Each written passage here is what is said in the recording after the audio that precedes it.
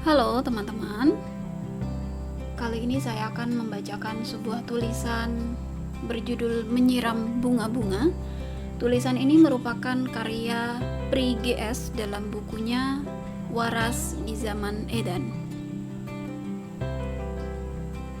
Di ruang praktik seorang dokter yang juga sahabat baik saya, terpasang sebuah gambar pengumuman tata tertib bangun tidur agar hidup menjadi lebih sehat. Ada sederet anjuran, tetapi salah satu yang saya kenang ialah agar segera melihat hijau dedaunan. Sudah lama saya merasakan kontak terhadap hijau daun itu bagi kejiwaan, tetapi baru sekali ini saya melihat ada seseorang yang secara resmi menetapkan sebagai aturan. Aturan itu kini tidak cuma saya jalani, tetapi malah saya tambahi. Saya tidak cuma memaksa diri melakukan kontak rutin pada kehijauan, tetapi juga lebih dekat lagi, menyirami tanaman. Ada banyak tanaman terbengkalai di rumah saya. Banyak, tidak, karena lahan tanaman itu juga sempit. Hanya ada sederet pot dengan aneka tanaman sederhana.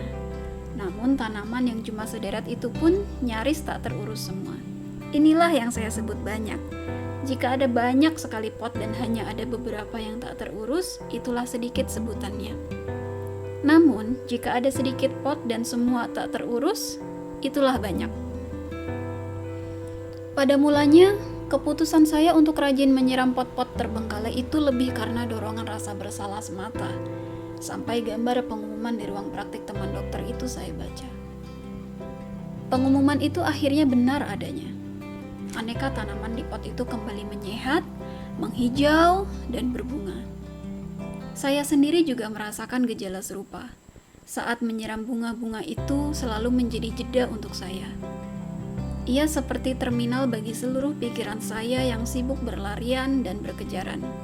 Selalu berlari dan merasa dikejar-kejar, itulah keadaan pikiran. Siapa yang mengejar-ngejar? Tidak ada. Itulah celakanya.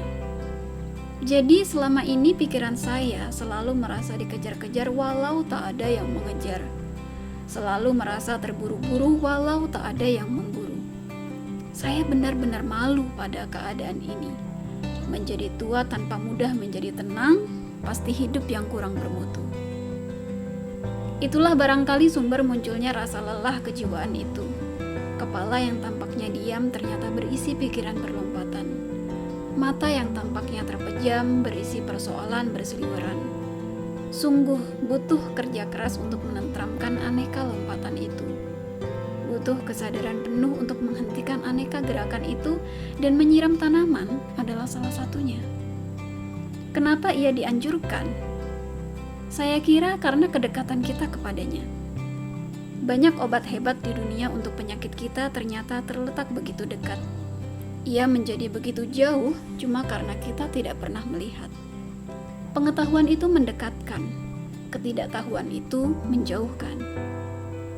Kedekatan tanaman itu dengan hidup kita tidak cuma kedekatan jarak, tetapi juga kedekatan ikatan. Kedekatan jarak sudah jelas, karena pot-pot bunga itu ada di teras rumah kita. Beberapa di antaranya malah ada di atas meja, di dalam kamar, bahkan di ruang tamu. Ia sederhana karena dekat. Namun, kedekatan ikatan itulah intinya. Meskipun jauh, kalau kita terikat kepadanya, keduanya akan terasa berusaha terus saling mendekat. Apalagi ini sudah dekat dan dijauhkan cuma oleh ketidaktahuan. Ketimbang melihat kemarau panjang yang gersang, kita lebih menyukai pemandangan musim semi yang kehijauan. Jadi, kebutuhan atas hijau itu mendasar sekali, karena ia setara dengan tanaman yang disirami, serupa dengan jiwa yang sedang ditentramkan dan seperti keliaran yang sedang dijinakkan. Maka, siramilah tanaman karena ia memiliki kekuatan menghentikan sejenak sesuatu yang sedang gaduh berlarian.